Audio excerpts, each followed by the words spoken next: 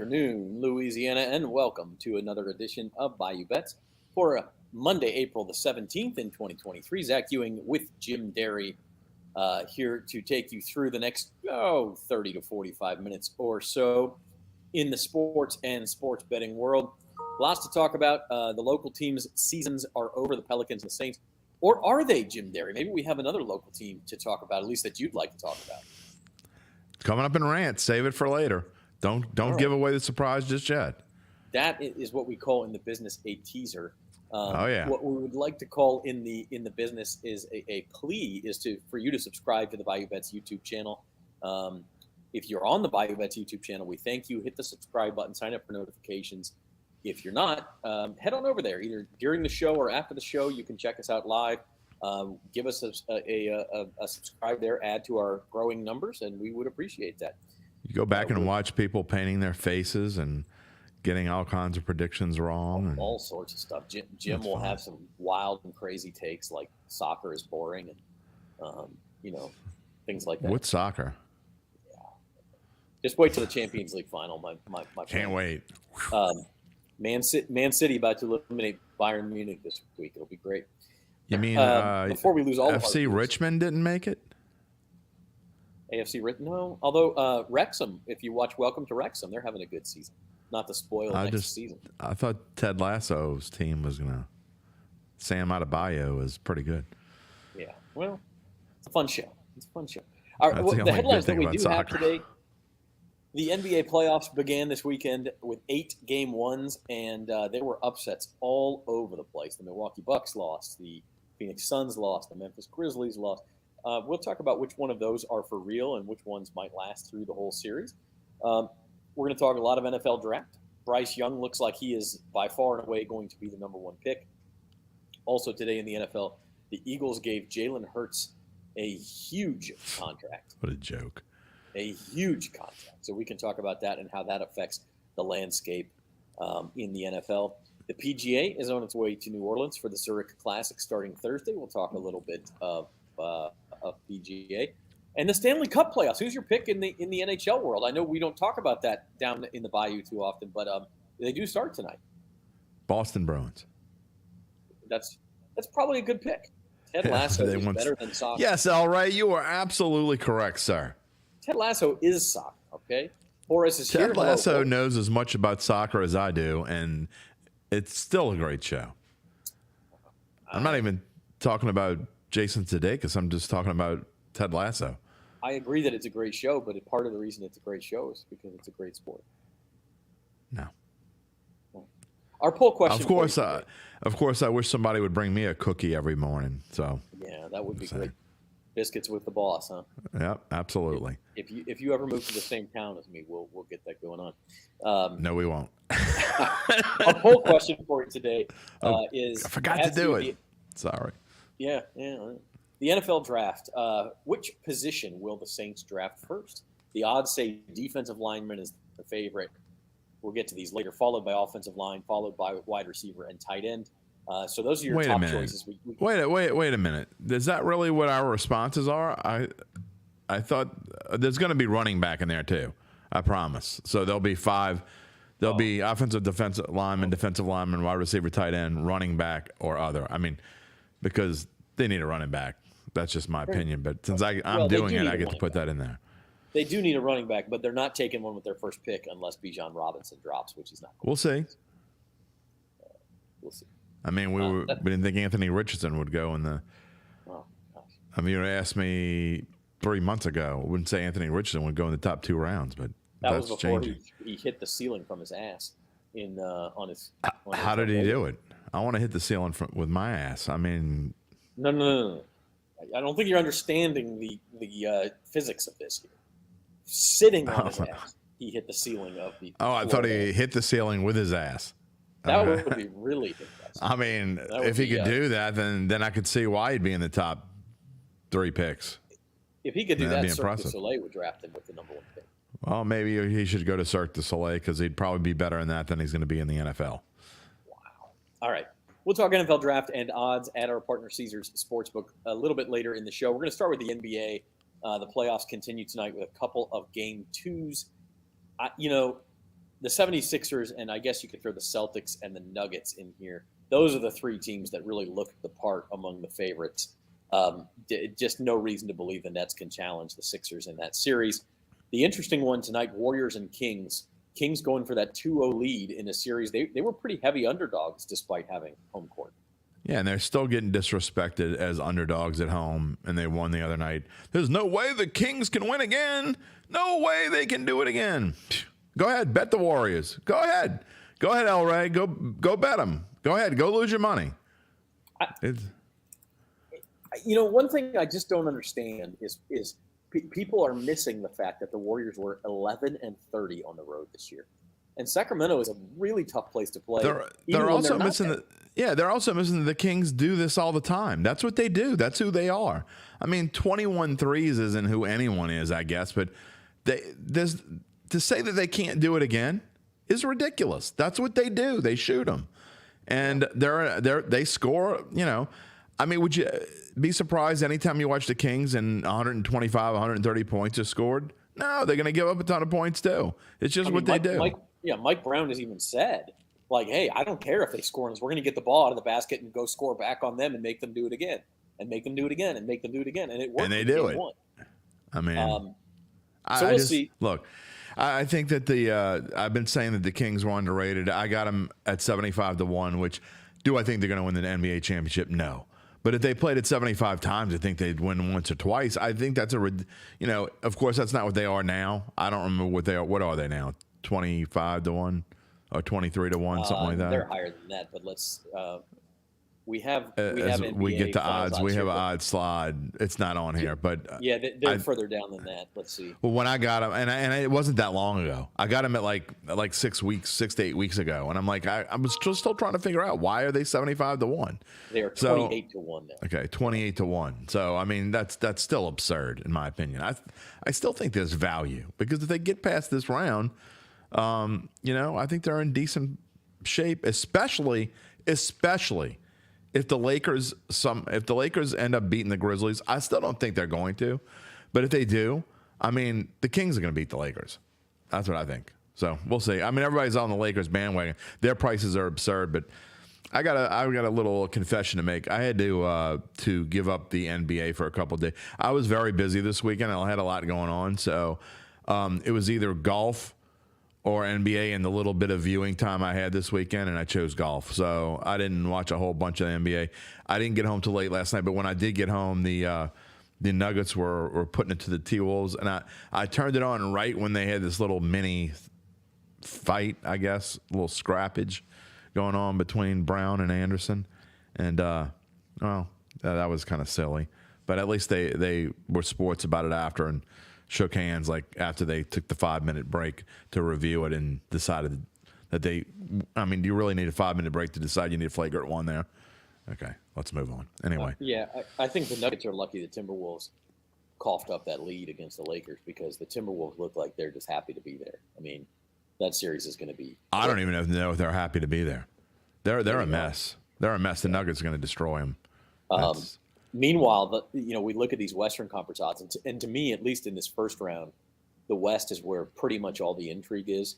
We'll see what the Heat if they can keep it up against the Bucks. One team that's even bettable in those four, and that's the Nuggets. You cannot. The Suns looked bad last night with a little bit I saw. It was on where I was. I tried to watch some of it. The Warriors and Lakers are so overrated. It's not even ridiculously kind of funny. I'll tell you the two teams go together. Well, the three teams really are the three right after this in the West, and it's the Kings you mentioned are 9-1 to win the West. The Clippers are 12-1, and the Grizzlies are 13-1. I feel like if you bet those three, you're getting pretty good value. I agree. I don't get the obsession with the Suns, and I almost made it my rant today. But like Kevin Durant and the Suns, they played 8 games together during the regular season. Yeah. I mean, they sat out the last game, and they could have helped out the Pelicans, and instead they played bench players and lost to the Lakers. And I get it, but now you're surprised that you're losing in the playoffs when you're like, oh, yeah, we'll just throw these stars together who have played 8 games. Exactly. Ask the Yankees how that worked all those years. Yeah, I mean, it's one thing if you get 30 games together and you feel each other out and figure out how it works. It's not – like, it's no surprise to me that the Clippers won that game, and it would not be a surprise to me if the Clippers won that series. In fact, I have a Clippers-Kings series parlay that pays 14-1, Jim, and they're both off to good starts. Not bad. Good value there. Here are the odds in the East, and the big change with Giannis injured and the Bucks losing game one. The Celtics are now the favorites to come out of the East. Honestly, the East to me is boring because only 3 teams can make it. It'll get interesting in the next round when the Celtics run into the Sixers. Yeah, I mean, this is why I have trouble watching. I mean, even besides the fact I had Pelicans burn out and I needed a little time off from the NBA, I haven't watched. It's kind of like baseball. I don't watch the American League hardly at all. And the NBA is kind of similar. I don't watch the Eastern Conference hardly at all. I don't know if it's too easy to predict. I mean, like you said, there's only 3 teams really that can win it. And honestly, are there really more than 2? I don't think the Sixers can win personally, but I don't think so either. But I think it's Celtics, Bucks, and how bad is Giannis hurt? I don't think he was hurt too bad, so I think they were being precautionary. I still like the Bucks, and I think how about John Morant? He seems to be hurt more seriously. Yeah, he looks like, I was just looking him up before we came on the show. It looks like he's not going to play game 2. And if they don't win game 2, they're probably toast. I don't know. I still think the Grizzlies are going to win that series. I think the Lakers are a facade. They had a hot month. They're not good. And even if they get past this series, they're going to get beat. They're not going to win the West. You're wasting your money if you spend if you think plus 500 is a bargain on a team that's a 7 seed and was lucky to be that, then go ahead, waste your money. Yeah, I don't understand it. I would bet the Nuggets, maybe the Clippers or the Kings to win the West. The Lakers would be the last team on that list I would bet, by the way. And I'm all about value, and I think there's negative EV on the Suns. And I would bet money on the Suns at plus 225 before I'd waste money on the Lakers at plus 500. They're not going to win the West. Yeah, so that's just not. That's buying into the hype. The Grizzlies and Lakers, by the way, resume their series not until Wednesday, and that's a pick 'em right now. And I love the Grizzlies in that spot too, even if Morant doesn't. Me too. I think the Grizzlies bounce back and make a series out of that. So I think they win. You're watching Bayou Bets here on bet.NOLA.com and the Bayou Bets YouTube channel. Check us out. Hit that subscribe button. Sign up for notifications. Give us a like. We appreciate all of that. We're going to move on. You're bagging again, Zach. You're bagging again. Yes. It's called a plea. It's called a plea. Okay? It's a plea. Let's move on to the NFL draft. Speaking of begging, they're begging you to bet on anybody but Bryce Young to be the number 1 pick. Wow, I didn't realize that changed that much. Yeah, he is now minus 1,000 at Caesars to be the number 1 pick. Yeah. He has I should have bet at minus 300. Yeah, so he's he is. I think you can call him the presumptive number 1 pick at this point. I think he is the number 1. I mean, I said this a long time ago. I think I said this before the trade even happened. There was zero doubt that Bryce Young was going to be the first pick. I know that we give NFL GMs and I'm going to give NFL GMs a tough time in just a minute. But any NFL GM that thinks Bryce Young is not the best quarterback coming out of this draft and is the only guy in this draft that, to me, is a potential 15-year kind of guy, then they're crazy. I mean, you're not going to take C.J. Stroud over Bryce Young unless you want to get fired, period. Yeah, I never totally understood that smokescreen. I know Frank Reich, the new Panthers coach, is supposed to be in love with Stroud. But objectively speaking, Bryce Young is the safer pick. By the way, Will Levis is plus 2,500. Can I bet the no? Like, I will go empty my mortgage. I'll go take every cent of equity in my house if I can go bet on the no that Will Levis will not be the first draft pick. Just to make $100? I mean, yeah. What is it going to be? Minus 4,000, minus 4,500 if the yes is plus 2,500? I mean, maybe minus 10,000, honestly. They'll juice that up on you. Well, I don't have 100,000, but if I had 100,000, you do. If I had 100,000, I would have 100,000 to win 1,000. I would do it.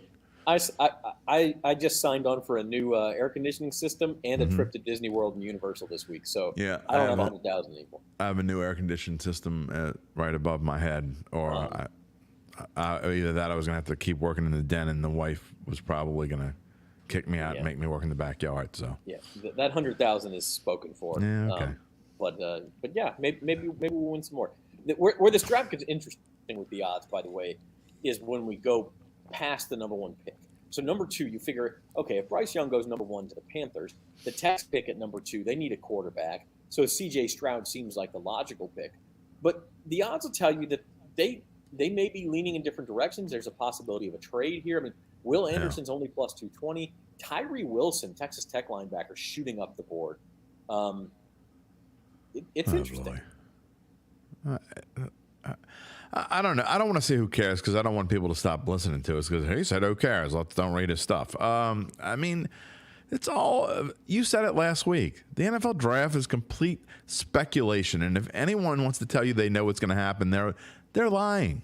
I mean, they're flat out lying. So, do the Texans take a quarterback, or do they trade the pick, or do they take Will Anderson? I mean, I kind of think they'd be better served to take Will Anderson. I think they could get a quarterback later, in my opinion. I think of course, they need a quarterback, but I think they have other needs, and I think they can build their team with a guy like Will Anderson, is my opinion. Tyree Wilson, sure, he's shooting up the draft boards. Good for him. So is Anthony Robinson. That's not happening either. Richards. You got to get his name. Get the man's Hold name. on. Let me get a drink. You don't know what I put in that Fresca can, by the way. Listen, I will say this. I think there's value on Stroud at this moment. I think this is one of the better values of the draft. I don't disagree. I think that's whom they're going to take. I guess whom is the right way. Whom they're going to take there. But 160, I mean, that's... Because either the Texans take him or someone trades up to take him. He's the second best player in the draft. There's a lot of quarterback needy teams. Yeah. I think he's the pick at number two. I really do. What about Will Levis? What about him? What about here's number three pick, and this is where it gets really interesting, Jim. And like you said, the farther you go down, the less certain you can be about anything. Yeah. But Anthony Richardson is the favorite to be the number three pick. I kind of like Will Anderson in this spot, to be honest, because if the Cardinals don't trade their pick, they're not drafting a quarterback. Yeah. And the most obvious pick there is Will Anderson. So I don't think he goes before 3. And if the Cardinals can't, I mean, if you're the Colts, don't you dare them to? Do you really make the trade to go up one spot? Are you really afraid someone behind you is going to come up to take Anthony Richardson? So what if they do? I mean, you're in a good spot to me if you're the Colts. So I'd play chicken with the Cardinals, and I don't think they're going to make the trade. So I think Will Anderson at plus 275 is a good value. Can I remind you that Anthony Richardson hit the ceiling sitting on his ass? Oh man, we just talked about that. I need pictures. Like maybe you got to take him number one. If I get a picture of the dude hitting the ass with his ceiling, hitting the ceiling with his ass back or whatever, I told you there's something in Fresca can. Jerry, you came on in the. I'm betting. Yeah, you did. Talking about. Never mind. Moving on. I don't want to get in trouble. I like my job. I got to say the draft's a little weird. We sit around and talk about what guys can do with different bodies. Well, we're going to talk about it a lot in about a week from Thursday. Yeah, we're going to – our Bayou Bets next Thursday, which is the first round of the draft, April the 27th, will be a live draft show. So instead of going live at 4 o'clock, mark your calendars, it'll be live at 6 o'clock, and we're going to go through the entire first round of the draft. We're going to be here a long time. We're going to bicker at each other. We're going to call into Jeff Duncan, Luke Johnson, our Saints team. Oh, they said we're going to call each other names. Well, we'll probably do that too. Out at Airline Drive, we may or may not ask them about Anthony Richardson. I got you to do it. Anthony Richardson. We will definitely talk to them about who the Saints are going to take at number 29, or if there's a trade in the works, those sorts of things. So tune in draft night, April 27th. We're going to have a special edition of Bayou Bets. Speaking of the Saints, Jim, again, we mentioned this up top. Defensive lineman continues to be their Is it back on the board now? This is not on the board at Caesars. This is but other odds in the market, and this is similar to what Caesars had. So minus 110, implies about a 50-50 chance they go D lineman here. I know you don't think they will. These odds have dropped. It was minus 150 before. So I think that I don't know if the betting public has changed the odds or just the general perception. I mean, look, any Saints fan worth his snot is going to realize that this team needs something other than defensive linemen here. I'm sorry. Whether that's what they draft or not, I don't know, but they need offense way more than they need defense. Any defense. The number one need on this team clearly is running back. The number two need on this team is anything that's on offense other than quarterback. I mean, that's where we are right now. So if they draft a defensive lineman first, then I feel like this draft is going to be a failure, in my opinion. Oh, that's it's not. Put it this way: if they draft a defensive lineman first, there is zero chance they get anything better than a B- from me, no matter what they do the rest of the way. Wow. I mean, what if it's simple as that? What if it's one of the top 5 players available? If it's Will Anderson, if they get Will Anderson, then yeah. Yeah, I just don't think you can make that blanket statement. I will say this. Yeah, I can. I just did. We talked about Bijan Robinson. His over-under on his draft number at Caesars is 15.5. Yeah. So he is most likely, he'll be gone. Not going to be. Yeah, he'll be gone. And if that's the case, I don't see how you take a running back with this big. Running back, by the way, 22-1 to be the Saints' first pick. I don't think it will be. And like I said in my my post on Friday, I think they're not going to reach there. I think they're more likely to take a running back in the second round. But I still would take a wide receiver here. If you think Michael Thomas is clearly the number 2 and is going to make it through a season and you trust him, then good for you. You are a good person at heart. You believe everything you hear, read. You're an optimist all the way to the top. You believe the sun's going to shine for 24 hours tomorrow. Good for you. It's not going to happen. So, I mean, the Saints need wide receiver help too. And, you can't bank on Olave even being healthy the whole time. I mean, Shaheed, are we thinking he's going to have a great sophomore season? Maybe. But there is bigger question marks there there are along the defensive line. And to me, that's more important. And offensive line is more important as well. I think you could make an argument certainly for a pass catcher, whether it be a receiver or a tight end or an offensive lineman. But I really don't think it's a disaster. I don't think it's a B- at best. If you go D-line, they need D tackles, and they do. Yeah. So it just depends on who's available. But we want you to tell us what you think. Go to bet.NOLA.com and vote. Don't do it this second, though, because it's not up yet. Oh, well. But it will be soon. It'll be up soon. Go after the show. Wait till 5:30 or so, till 5 o'clock. Check it out. Offensive lineman, defensive lineman, receiver or tight end. Jim's going to throw in running back just because he wants to, and or something else. And if you don't include running back as other, I don't see how you could pick other. I mean, it's gonna be. I guess you could say running back / other. Yeah, or like I don't think they're taking a linebacker. That's certainly not one that doesn't count as an edge. No, they're not taking a linebacker. Yeah. They're not taking safety. a quarterback. They're not taking a defensive back. No. We say that, Jim. You know what's or interesting though? The Saints have for years and years and years been so unpredictable in the draft. They never take a safety, and then they take a safety. Well, what the hell? And they usually hit. Like these guys end up being good players. You say usually hit. I mean, they perennially skip on players that they could draft that would help their team better. Sometimes they hit, but sometimes they also leave a guy out there that they should have drafted that would have been better served for their team and proves it later on. I'm just going to put it that way. Yeah, that's fair. That's fair. But my point was that last year, which was the first year after Sean Payton, they actually were fairly predictable, trading up to get Chris Olave, drafting very unusual. Penning. And Olave was obviously a hit. Penning, jury's out. He was hurt. That's because the smokescreen guy was gone. Sean Payton likes to throw out little fires all over the place to not let anybody know who he's going to draft. So he wasn't there, and the Saints, I guess, didn't care on. They didn't do that as much, or maybe they weren't as good at it as Payton. But that's what that was about. That's my question. I mean, do we think that we're into a new era of it is a little more predictable what the Saints will do? Yeah. No, yeah, I think it's going to be. But I mean, still, that doesn't mean they're going to take a defensive lineman. I don't think anybody knows what they're going to take. I don't think they know. I honestly don't think they know. Well, the hard part, the hard part is when you're picking at number 29, you don't even know who's going to be there. Like if Bijan Robinson is there, he's probably going to be the pick. Now he's probably not going to be there. Yeah, if he's there, I mean, you don't even take, what is it, 10 minutes? I mean, the card will be up when the clock says 9:56. And so when you say the Saints don't even know who they'll pick, that's quite literally true because they don't know who's available. They have a board. They have players they like, but a lot of those top players that they like will be gone at number 29. Yeah. If Bijan Robinson is still there at 24, do they trade up to get him? I don't know. That's possible. We'll see. I think they do.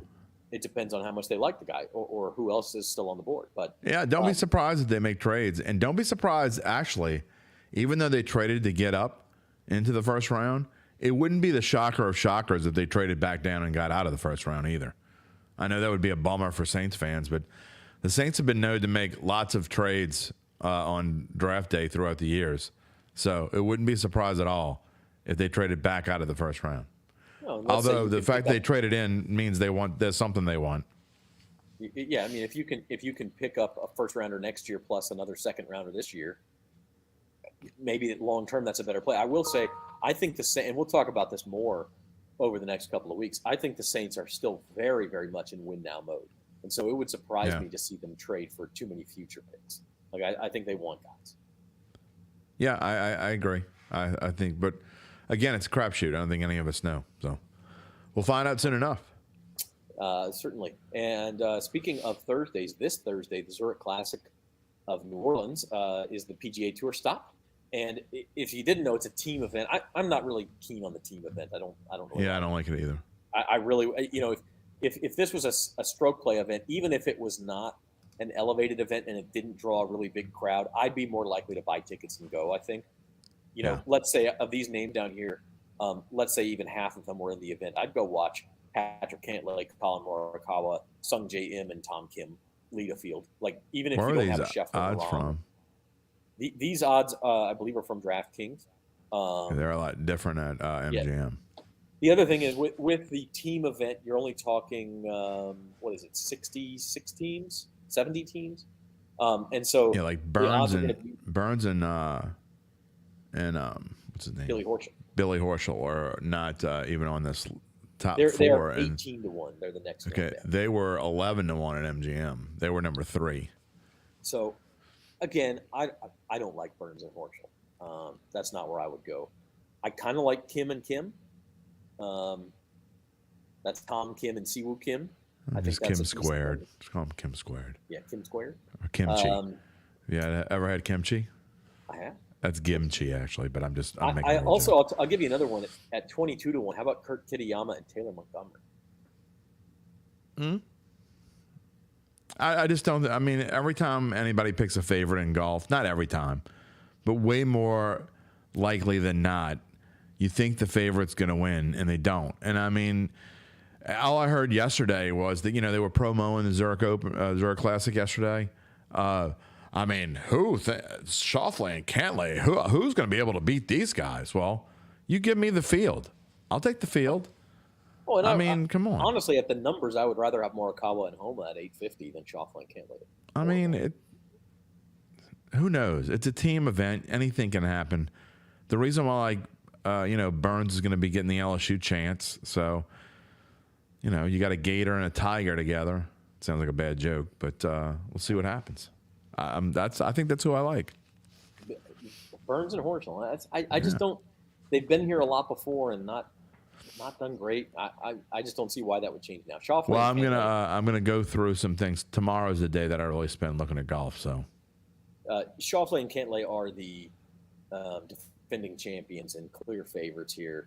But I think Homa and right, which is why you can't bet them. Price, is not bad at all. Yeah. Okay. All right. Speaking of things that are bad, I'm going to get into my rant here. And the Pelican season just ended, and the only good thing about that is that we don't have to use the frickin' Bally Sports app anymore. And those of you who had to use it, know what I'm talking about. The Bally Sports app, number one, was expensive. I know you don't really buy Oh, YouTube, come but on. It wasn't $15 expensive. a month just to watch the Pelicans. Or $60 for the week. whole year or whatever it was. Yeah, it's pretty steep. Okay. But again, if you're a fan and you don't have Cox cable, you're going to do it because you want to watch the team. It's not prohibitively expensive. Okay. Can deal Or with the price. DirecTV. For the price, give me a good app. The Bally Sports app, number one, was look, all streaming services are like 30 to 45 seconds behind live. Bally Sports was like 2 minutes behind. Super slow. Audio never matched the video. Never. And if it did, you had to fast forward to get there, and then it would buffer even more. The audio was choppy. The video was choppy. It buffered. It was just a terrible viewing experience. And Bally Sports has gone bankrupt. This is part of a larger problem with all of these teams putting their eggs in the regional sports network basket. We see it in the NBA. You see it in Major League Baseball as well. And we're going to see a reckoning in sports, in professional sports. Where do these dollars come from now with regional sports networks like Bally's going bankrupt? They're paying too much for the rights, and that's what's keeping a lot of these smaller market teams afloat. So I'm bagging on Bally Sports. The thing about it is, though, whatever is replacing it probably means less money for Gail Benson and the Pelicans, and that's something that the Pelicans are going to have to figure out. So this is a sports business story. We're going to probably have a show on this during the summer about how this affects things going forward because it's a complicated topic. But for right now, I'm going to say Bally Sports, good riddance. Okay, well, I don't necessarily disagree with you. I thought it was average at best. I don't think it was as bad as you thought it was. I know you complained a lot about it, especially last month of the year. I personally didn't think it was expensive. I didn't think I was going to like.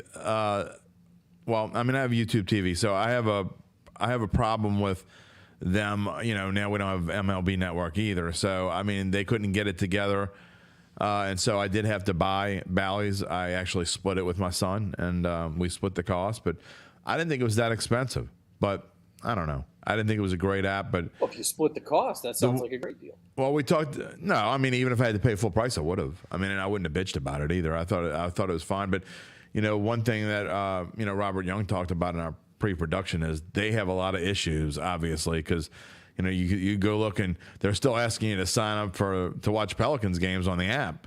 They obviously have problems. So I don't care one way or the other. Whatever they give me next year, I'm probably gonna have to buy that on the side too, because if it's not on YouTube TV, I'm not gonna switch my service to go get it.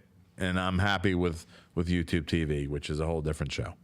That kind of reminds me, I'm gonna have to. I got to go cancel my Bally Sports. I think it renewed on like April the 7th. Yeah, well, I'm just glad I can watch the Breakers on YouTube TV, and in 4K, by the way. And that in the business is what we call a segue to Jim's rant about the New Orleans, except we don't play in New Orleans Breakers, Jim.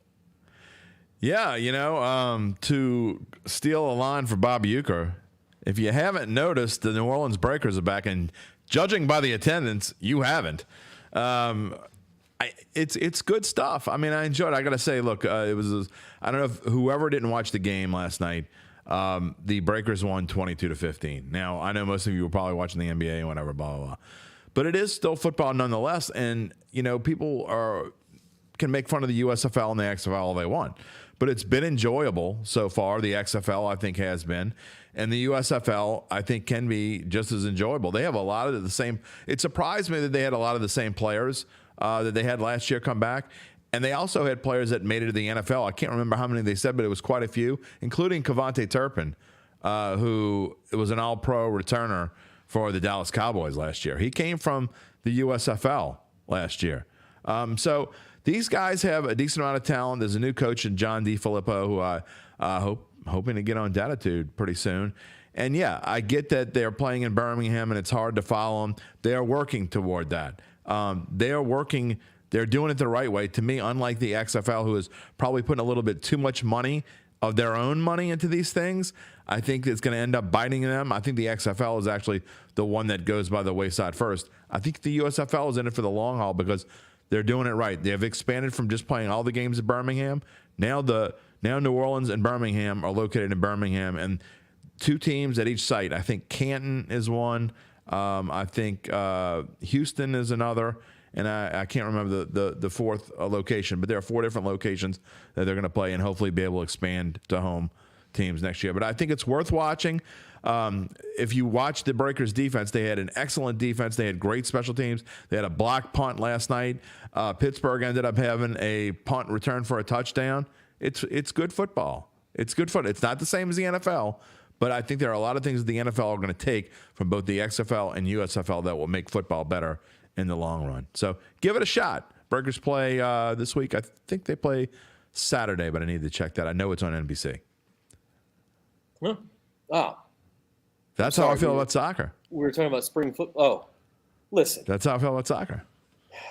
Major League Baseball, NBA playoffs, golf majors, horse racing, the end of the soccer season. Yes, there's so many things in the spring. We don't need spring football. We've got the NFL draft. We don't need soccer. We want. We don't need spring football. Give it a rest. Why are we doing this to ourselves? I enjoy it. Doing this to ourselves? I know, but you're a sicko. You're a sicko when it comes to football. By the way, I want to correct something I said. The Bally Sports app was $20 a month, not $15.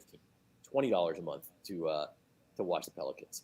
So yeah, Jim likes the Breakers. If you want to bet USFL, I guess he's your guy because he's the only one watching. So.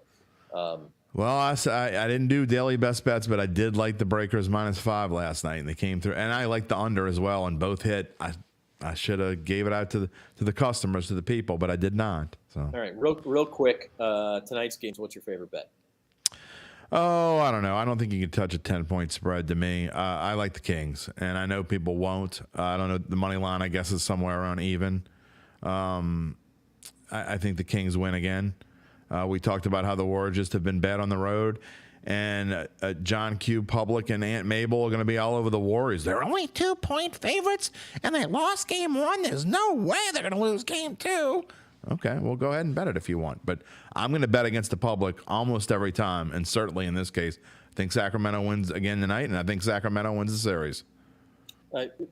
Social media hit from Caesars just came across, by the way. A Caesars bettor put $10,000 on the Warriors. Get this. On the Warriors is a bettor in New York. Alternate line, Warriors plus 21.5 at -5,000 to win $199. That's insanely stupid. Why would you do that? If you have, here's my question. If you have, well, how much did he bet? 50,000, you said? 50,000. Okay. I've seen these kind of bets before. Why, if you have $50,000, what in the hell is $200 going to do for you?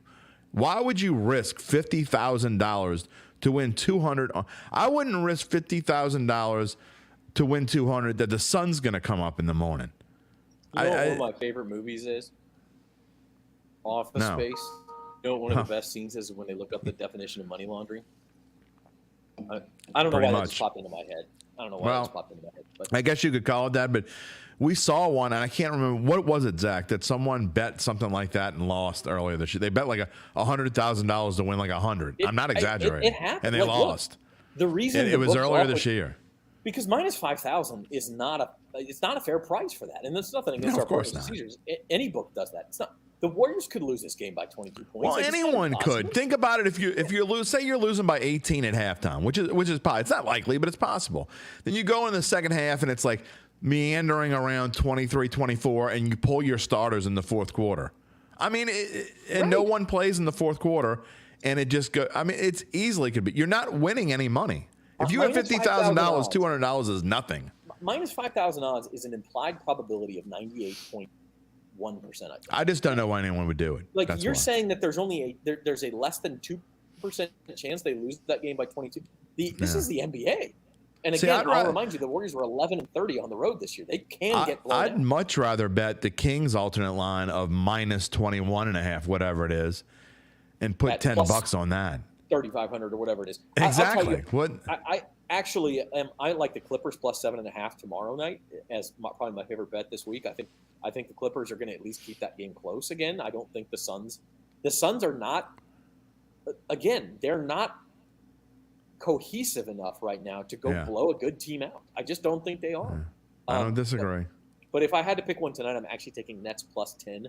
It just feels like the Sixers will win the game. I don't disagree with that. But that's a little bit of a letdown spot for them. They blew them out in game one. You know, the Nets obviously are a shell of what they were when they had Durant and Kyrie. There's just a letdown spot for Philly, and they might sleepwalk a little bit and win this game by 6 points. So I think if I had to pick one tonight, it would be Nets West. Well, the last thing I'll say on the NBA is go out and put some money on the Kings to win the West because they're a great value, and I think it's absolutely possible. It wouldn't surprise me. I mean, there really isn't, besides the Timberwolves, I don't think there's a team that could shock me if they won the West. I mean, I guess I'd kind of be pretty darn surprised if the Lakers won the West, but other than, I mean, really, any of the top 6, in my opinion, could win it. No, I it's agree. Not likely I mean, that the Clippers will win. And by the way, the could. Lakers could win it. I'm just not going to bet it in my 5-1. I don't think they're going to win it. I don't think you're right. They could. The point is, I'm watching all these Western. I'm going to be staying up late. I'm already tired. I went to the Gulf Shores this weekend for my son's soccer team. I'm already exhausted. But I'm going to be staying up late because the Western Conference first-round games are much more intriguing to me than the East. The East, you know, maybe if the Heat can win another game, that one gets interesting to see if the Bucks bow out. But other than that, Cavs, Knicks, I don't really care because neither one of them is going to go deep into this anyway. You're exhausted because you had to watch soccer all weekend. No, that's just not nice. That's not nice. I mean, I appreciate it with your son, but you had to watch soccer. My son, he's got baseball this week too, so we'll. Then that'll be worth watching. We'll get it going with something Jim likes. All right, we'll I'm find saying some more to watch the talk West, about. I agree. There's 7 teams in the West that could come out, and it's every series is super intriguing. So we'll get your rest before a week from Thursday. That's when you got to get your rest. More draft talk for us Thursday, and as we said, the live draft show next Thursday during the draft, starting at 6:00 Central Time, and we're gonna have a lot of fun. And we're gonna have a lot of fun this Thursday too. We'll talk more NBA playoffs, much more NFL draft, mix in some baseball and golf as well, and we will hopefully see you there. Subscribe to the Bayou Bets YouTube channel, get notifications, and we'll see you next time. For Jim Derry, I'm Zach Ewing. This has been Bayou Bets.